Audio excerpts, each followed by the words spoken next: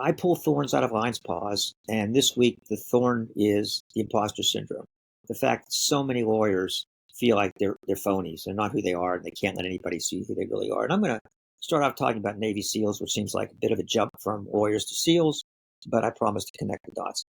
So in a company that I formed as kind of an outgrowth of my coaching business, I had a chance to work with some Navy SEALs who are returning from active duty to civilian life. Lots of challenges. And one of the challenges with some really significant consequences is the fact they're used to high, they're used to living on the edge, they're used to making these life and death decisions, being in these kind of situations where somebody can be, is going to die or can die at any moment. And when they get back, that's what they associate to being alive. When they get back, they don't have it, and so they seek it in ways that are dangerous and sometimes self-destructive in the ultimate sense that they die base jumping or they get in motorcycle, whatever it is, they indulge in risky behavior to get it back. Now, generally speaking, and I know I'm being, perhaps stereotypical, most lawyers do not need the same level of adrenaline that you would if you lived in Navy SEALs life. Most of us aren't engaged in the same kind of dramatic self-destructive behavior. But many, many of us hunger for the juice, whether we indulge in it or not. Sometimes it results in destructive behavior, and sometimes we just feel confined and constricted.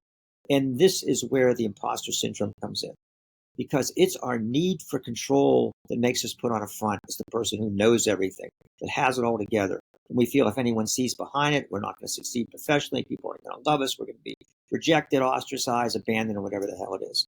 And so when you're living feeling as if you're an imposter, you just have to keep everything out. You have to feel like you're in control, because any variable can come in here and have the whole mask come down.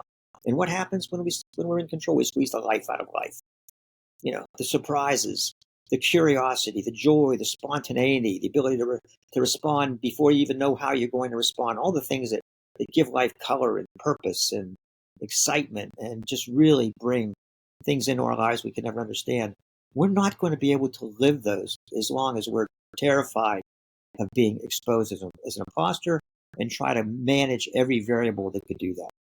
And look, I don't know how therapists, cure people of the imposter syndrome. I only know what works for me and works for my clients and works for the people that I love that are in my life.